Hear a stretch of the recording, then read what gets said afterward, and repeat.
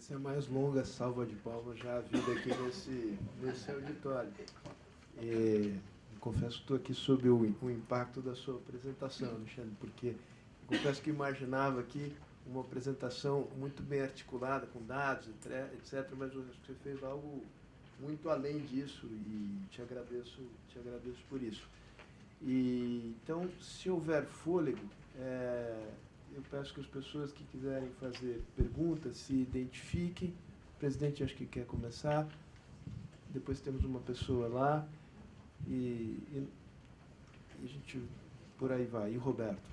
Eu peço desculpa por pedir logo a palavra, mas eu já tinha explicado ao doutor Alexandre que eu tenho que sair, porque, dada a minha idade, eu tenho que voltar cedo para casa. Mas, infelizmente, não é para voltar para casa, não.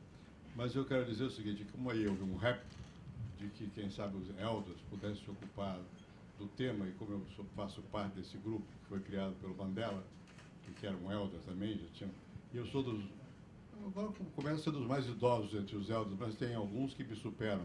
O Jimmy Carter tem 90 anos e ainda está lá bastante ativo.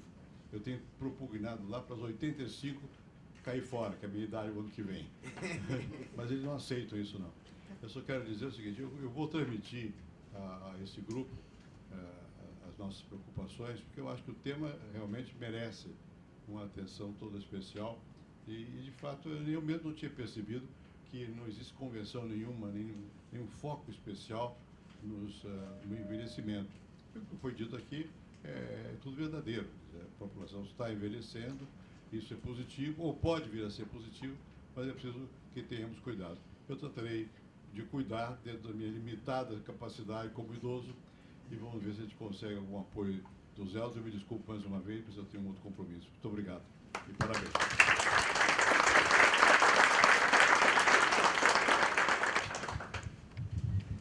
Eu peço para você se identificar e fazer a sua pergunta. O meu nome é Zélia Pierdoná, eu sou professora de Seguridade Social da Universidade Presbiteriana Mackenzie e também sou procuradora regional da República, atuando na esfera de previdência e assistência social. Eu gostaria de fazer algumas considerações em relação ao que o senhor falava sobre as questões de previdência social e também queria fazer um contraponto em relação à prestação não contributiva que o senhor mencionava e mencionar algumas coisas sobre uma proteção à dependência que existe na Europa, e eu já escrevi um artigo sobre isso e penso que o Brasil tem que adotar uma proteção disso, mas eu tenho um pouco de receio de defender isso, porque, infelizmente, no Brasil, quando se defende alguns direitos, as pessoas que fazem isso fazem com uma certa irresponsabilidade.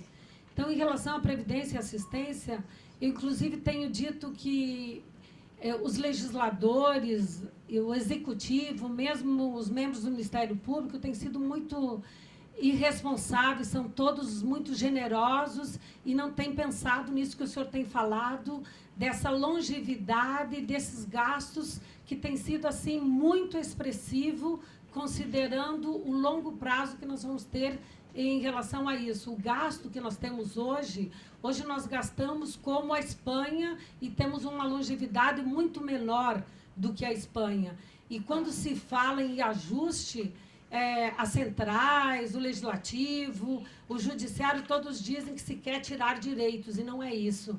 Então, assim, é uma irresponsabilidade tamanha. Eu tenho sido vaiada quando falo em relação a isso. Então, me preocupo quando eu vou defender isso que eu vou falar em relação a criação de uma proteção à dependência, que nós temos que pensar em criar uma proteção à dependência exatamente por conta dessa ausência da mulher para cuidar desse idoso que está com Alzheimer, que está com essas questões. Mas eu gostaria de... só para você ser muito sintético, tá, agora, senão nós vamos comprometer o direito das outras pessoas de fazer uso da palavra. Então, só encerrar dizendo que eu tenho defendido que esse benefício não contributivo, ele tem que ser reduzido no seu valor, porque hoje as pessoas de baixa renda, eles estão totalmente desincentivados a contribuir, já que eles vão ter a mesma proteção. Eu tenho, inclusive, escrevi assim, está sendo publicado agora um artigo, porque o Brasil é o único país no mundo que tem o benefício não contributivo igual ao contributivo. Pode parecer antipático, mas está em... Assim, não tem lógica nenhuma ter essa proteção não contributiva igual. Inclusive, hoje eu digo que a proteção previdenciária... Por favor, aí eu vou ter que encerrar, porque senão... Hoje, nós temos um sistema que é totalmente incoerente em relação à proteção não contributiva. Obrigado. Última, Roberto Macedo, aqui no lado. Bem, eu me animei a falar aqui sobre um caso até pessoal, porque eu tenho uma mãe com 102 anos de idade e eu passei a lidar com essa questão de como cuidar dela. Nós somos uma família de 7 irmãos e quando eu era criança, eu lembro que meus pais sustentavam os avós, certo? E pelo desenrolar aí da vida da minha mãe, a pensão que ela teve não seria suficiente para os cuidados. Mas quando criança, uma vez eu tive uma lição muito importante de uma senhora que falava que filho era dinheiro a juros. Levou 20 anos para entender esse negócio, sabe? E ela teve uns 15. Minha mãe teve 8. Mas na hora de cuidar, as 3 mulheres teve aquele caso lá de insuficiência familiar. Não vou revelar aqui os motivos. Né? Então nós terceirizamos e tem as cuidadoras, né, em Minas Gerais, a gente encontra boas profissionais. Mas aí eu e os 3 irmãos que sustentam a conta, nós viramos sócios de uma microempresa que tem 5 funcionários, certo? E tem cobertura de folgas semanais e tem toda a parte de medicamentos. Então, tem um bom plano de saúde que meu irmão colocou como dependente. Mas a conta gira em torno de 10 a 12 mil reais por mês, certo? Agora, eu não vejo condições de governo algum aqui no Brasil desse tipo de cuidado. Pode esquecer. E aquela sua parte que fala self-help, né, que as pessoas se cuidarem em si mesmo, eu acho que é o que a gente tem que difundir muito no Brasil, para as pessoas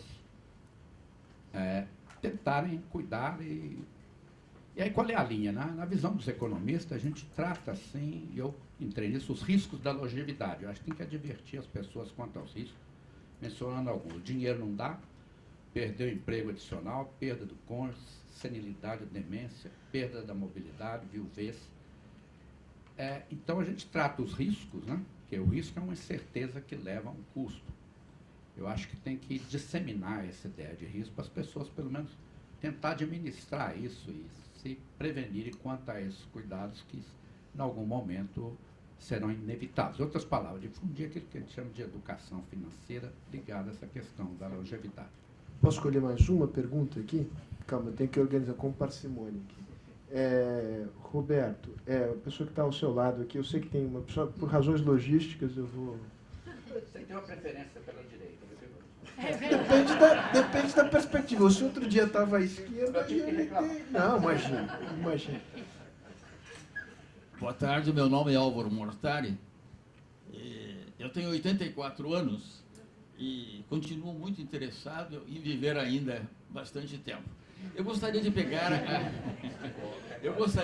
a primeira fase da sua exposição, quando o senhor menciona qualidade de vida, uma vida organizada, bem distribuída, alimentação saudável, exercícios, etc, etc. Bom, eu pergunto ao senhor o seguinte, é comum agora se falar demais a respeito de determinados tipos de alimentação, verduras, frutas, etc., vitamina isso, vitamina aquilo. O senhor falou do brócolis, né? O famoso brócolis, que eventualmente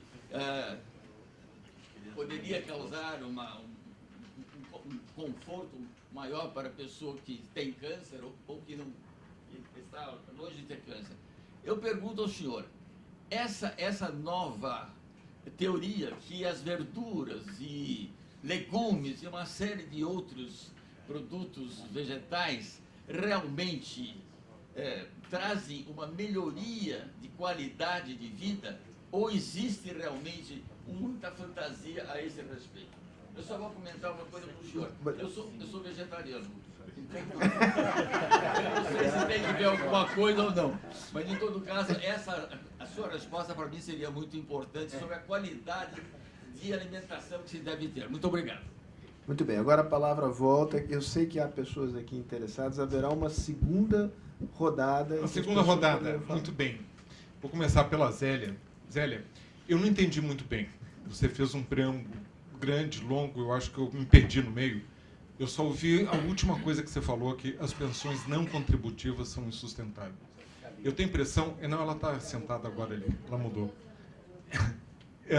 Eu acho que você quis dizer que as pensões integrais que se pagam, não as não contributivas, na acepção que eu tenho da palavra não contributiva, é alguém que não pôde contribuir porque não teve o privilégio de ter um emprego digno. São os camponeses, são as mulheres que não só aposentadoria rural, mas muita gente que não pôde contribuir para o INSS, porque nunca teve, sempre trabalhou na informalidade. E que antigamente acabava sem renda nenhuma. E hoje tem uma pensãozinha, que eu não acho que seja muito grande, não. Eu acho que, em geral, um teto do salário mínimo. Não são essas que estão pesando, que tornam o sistema inviável. Quem torna o sistema inviável, e desculpe, eu vou personalizar, é o meu irmão, que foi diretor do BNDES, com a sua esposa, que foi diretora do Banco Nacional de Habitação, que tem uma renda imensa num país que é super generoso com eles. Eu gosto mais deles. E eles não fizeram nada ilegal. Eles são apenas o resultado de, sempre, privilégio que gera privilégio, que se estende pela vida inteira. O nosso déficit da aposentadoria pública equivale ao do INSS, mas beneficia 1 milhão de aposentados. A mãe dessa minha cunhada recebeu de herança a aposentadoria do pai, que tinha sido general do Exército, que nasceu no século XIX, a pensão dele ainda está durando, nós estamos no século XXI. Passou para a viúva e depois passou para a filha. Ela, que recebeu do general, já tem 92 anos, que é o dobro da idade da filha dela quando se aposentou. Se ela, minha cunhada, e eu espero que ela viva até mais do que a mãe, durar até os 92, vão ser 46 anos recebendo uma pensão que é exatamente igual ao último salário que ela recebeu, indexado para a inflação. Isso talvez é que é até inviável. ela esteja ali assistindo, porque essa sessão aqui está sendo transmitida pela internet, além de gravada. Pode ser. Eu só antecipo isso para evitar qualquer dissabor no almoço de domingo. De família.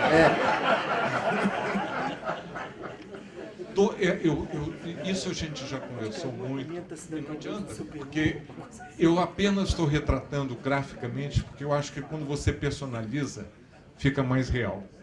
Roberto, nós não vamos discutir agora, não. Isso aí já não existe mais. Mas espera um pouquinho. Não. É. Sim, mas espera um pouquinho. A sua vez já foi, agora é a dos outros. Roberto, falando de família. Roberto, a situação que você descreve é o retrato da transição demográfica do Brasil. A sua avó tinha 16 irmãos e irmãs, teve em torno sua mãe passa até a metade e provavelmente na sua geração passou de novo a metade, e os seus filhos estão tendo metade e, de repente, os seus netos não vão ter filho nenhum. Porque muitas famílias hoje, jovens, estão fazendo essa opção de não ter filho nenhum. Ponto final. Então, é isso que está reduzindo, claro, a capacidade da família de poder responder a um número cada vez maior de idosos, com um número cada vez menor de potenciais cuidadores. Na sua família, pelo que você descreve, 4 já dançaram, já estão fora. Então, ficaram 4 que vão fazer... Não, ficaram 3, 4 não tem condições. Bom, então, já reduziu aquele potencial. Vocês estão conseguindo, porque... E se fossem só 4? Você reduz a metade porque 2 não podem? Você já não consegue dar e terceirizar porque custa caro. E nenhum país, não é só o Brasil, não vai poder fazer com o dinheiro público, nem a Dinamarca, a Noruega, o Canadá ou o Japão, fazer o que você está fazendo com a sua mãe, ou eu fazendo com os meus irmãos pela minha. É impossível. Então, a gente vai ter que descobrir formas de cuidado que sejam sustentáveis, viáveis e universais. Senão a gente vai gerar para sempre privilégio, gerando privilégio. E o último aspecto, não vou entrar muito em fatores de risco, em dieta, mas não tem dúvida de que a alimentação saudável, digamos, ideal, a mediterrânea, não precisa ser vegetariano, não precisa ser tão certinho. Se você diminui o consumo de gorduras animais, aumenta o consumo de legumes. Eu vou até simplificar bem. Quer ter uma dieta legal? Deixe de ser uma dieta branca, que é a dieta que o brasileiro gosta. Muito açúcar, muito arroz, muita farinha, muita banha, muito sal, tudo branco. Coloque pães-cor no seu prato. Ora, esse conselho é muito bom dar para nós. Mas quem não tem, de novo, dinheiro para comprar brócolis, como é que vai fazer? Muito bom. Vamos para a segunda. Eu sei que, olha, tem muito mais gente interessada em fazer pergunta do que tempo para fazê-las. Então, eu vou ter que arbitrar, que não tem jeito, e vou arbitrar subjetivamente. Eu fui vendo as pessoas aqui. Então, eu vou dar por ordem de precedência. Aqui, você vai ficar fora, desculpa. Você dentro. Você dentro. Você aqui e uma pessoa ali. Aí eu vou pegar mais uma pessoa deste lado aqui, você... E aí eu vou encerrar. São quatro, peço compreensão de todos. Então eu vou combinar com o Alexandre assim, cada pessoa fará a sua pergunta agora, às 4, volta para a mesa, considerações finais, e também é recomendável que voltemos para casa para dormir um bom sono e possamos viver por longos anos. Então, perguntas curtas terminadas em ponto de interrogação. Professor, são dois dilemas que eu vejo. Um no mundo corporativo do qual eu faço parte, onde eu, na empresa que eu trabalho, eu não conheço ninguém com 60 anos. E muito menos acima disso. E nas outras empresas são raros. Como que se torna sustentável esse envelhecimento? Até porque o preço... Desculpa, eu não me apresentei, Ricardo, do IMS Health. O preço dos tratamentos...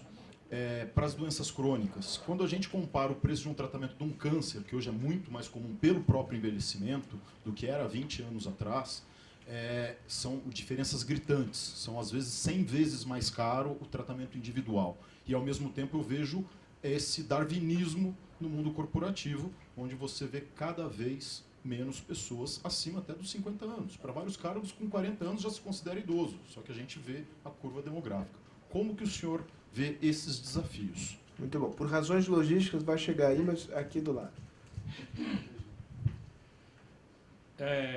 Doutor Kalash, eu tive o prazer de ouvi-lo no... eu sou Coimbra, médico, 85 anos. Já fiz um teste...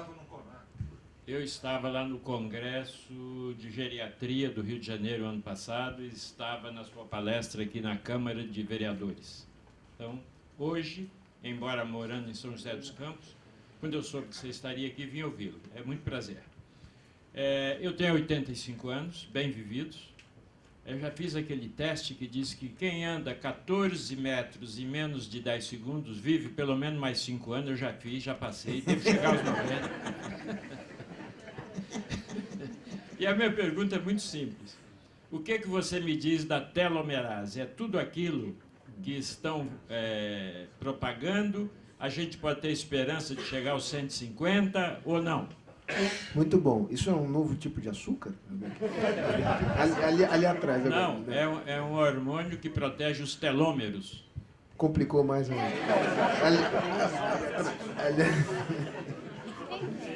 Não, desculpa, são os meus olhos míopes aqui, é lá de trás, é você aí. Boa noite, meu nome é Renato Russo, sou profissional da área de seguros. Professor, eu queria fazer uma pergunta. Em relação à cultura do cuidado,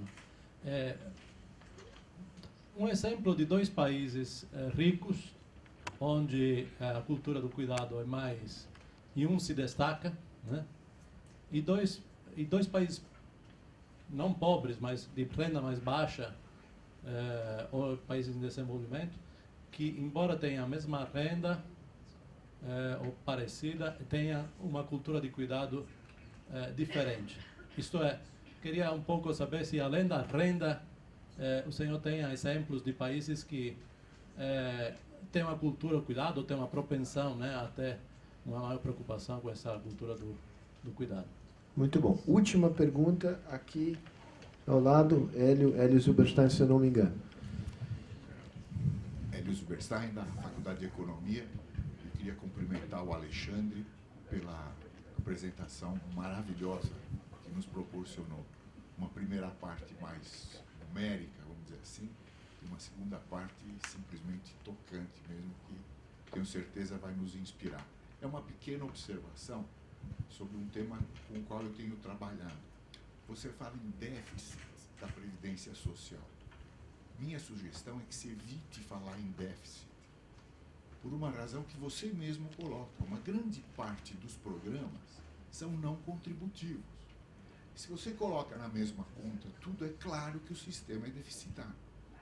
Então, os benefícios não contributivos precisam continuar, porque eles têm que ser encarados como um direito do cidadão, e principalmente do cidadão idoso.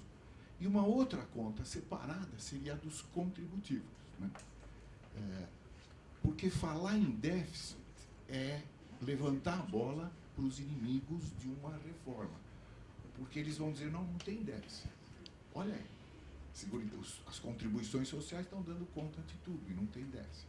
Então nós precisamos separar essas contas e tomar um pouco mais de cuidado com essa palavra. Só isso. Muito obrigado. Legal. Então, Alexandre, para as suas... Posso pedir uma pergunta mais de uma mulher? Opa! Então, Daniela, lá no fundo. Vai, Daniela ali no fundo.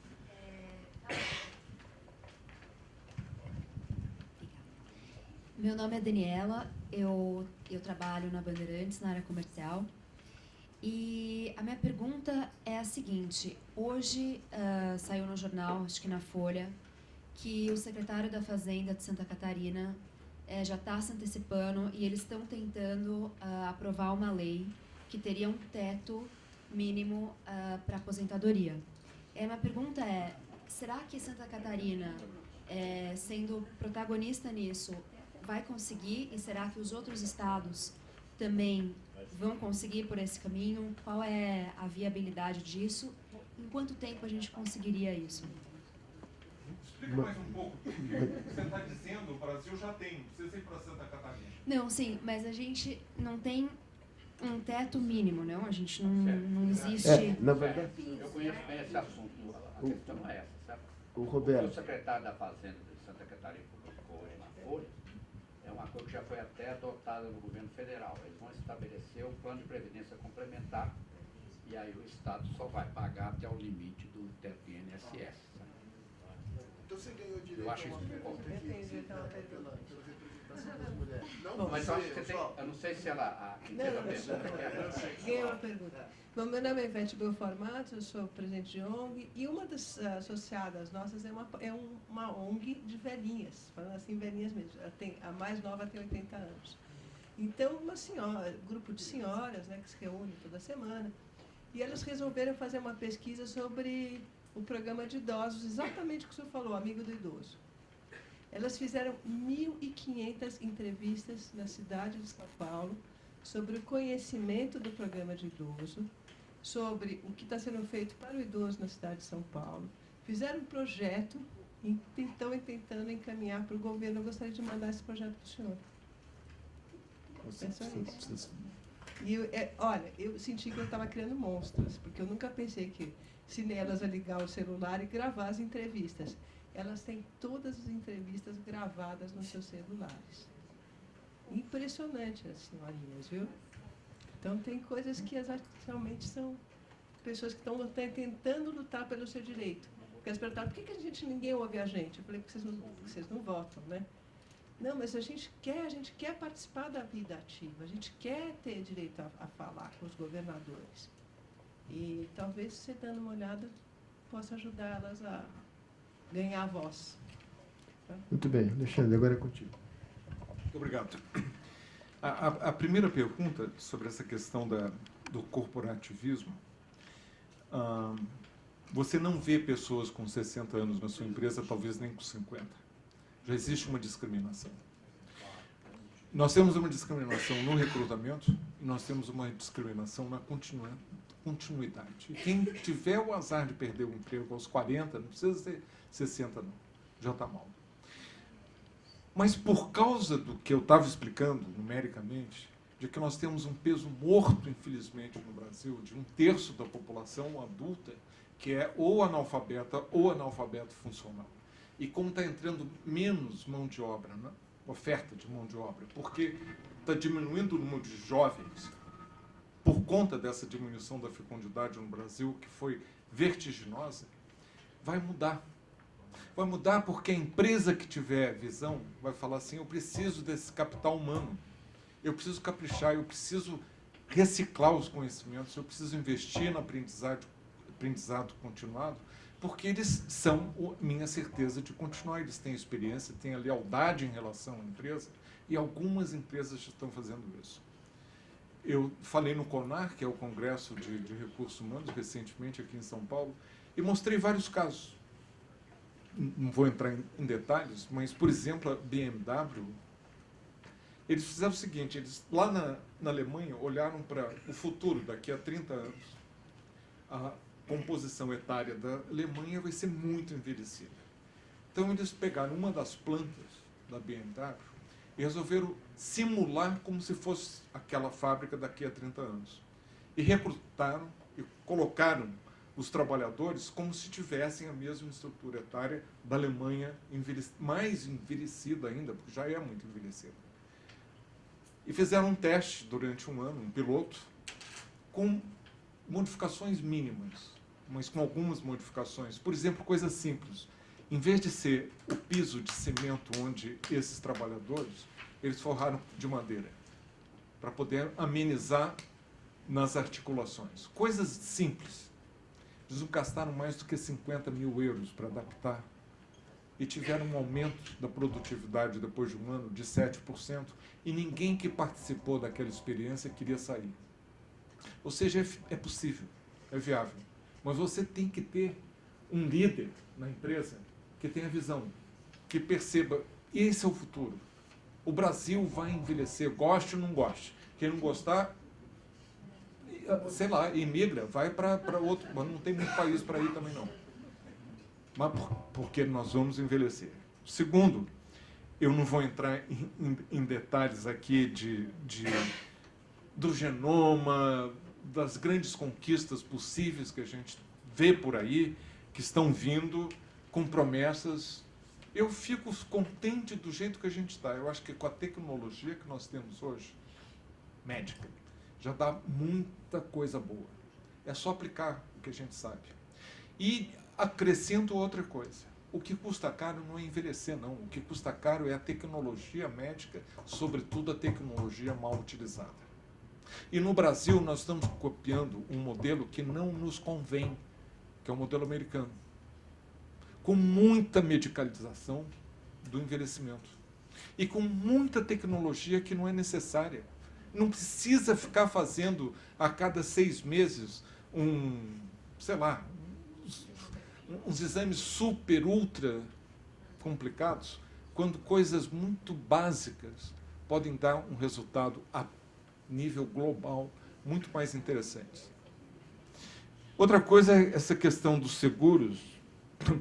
2 países ricos que estejam funcionando bem e 2 países menos ricos, mas também nem tão pobres. Eu daria o primeiro exemplo do país que está fazendo errado, os Estados Unidos. Sabe quanto que eles gastam na saúde? Mais de 17% de um produto bruto nacional brutal. O país mais rico do mundo.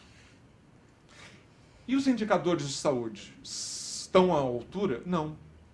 São mais baixos do que países europeus de nível de tecnologia e riqueza semelhantes. É a pressão do mercado que faz com que eles gastem tudo isso. E quem é que nós chamamos quando precisamos de consultores, se é que a gente precisa? Os americanos. É isso que a gente quer importar? Será que não é muito mais interessante, já que é para olhar para países mais ricos, olhar para os estados do bem-estar social na Europa? onde as pessoas não reclamam de pagar muito imposto. Reclama é aqui no Brasil, que a gente paga muito e não vê o resultado. Mas lá, quem são os mais felizes do mundo?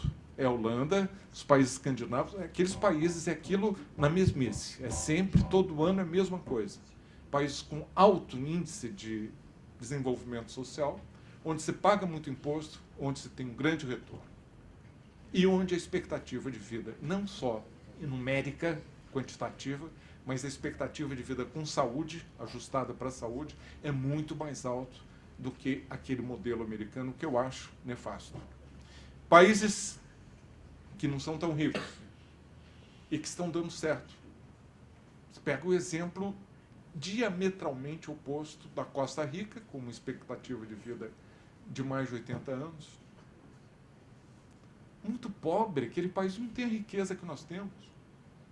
No entanto, tem uma expectativa de vida consideravelmente mais alta e a expectativa ajustada para a saúde também. Num modelo muito mais de bem-estar social. E pega ali do lado outro país muito mais pobre e com um sistema político totalmente diferente, que é Cuba. E que tem uma expectativa de vida também muito mais alta e também uma expectativa de vida com saúde muito mais alta. Onde eles têm uma coisa que é fundamental que o Brasil precisa, que é a atenção primária à saúde. A solução para nós é ter atenção primária à saúde, seja do modelo Costa Rica ou do modelo cubano, mas você ter, junto aonde você mora, na comunidade, uma assistência de saúde, não é médica, mas de saúde, que seja integral, que seja universal e que possa dar a um preço baixo o básico para todos. E não ficar sofisticando para nós, a elite, e aqueles que estão lá, que é a maioria, muito ou pouco nada. Não contributivos e déficit.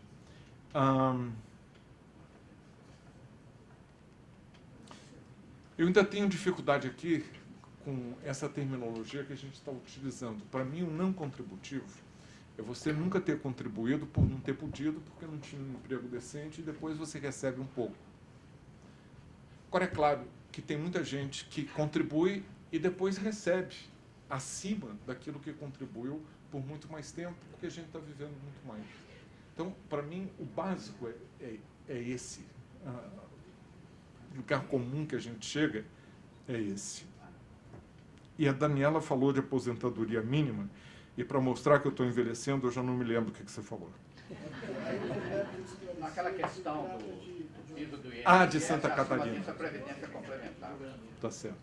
Então ele já esclareceu. É bom estar com o Roberto aqui, porque aí eu me safei dessa.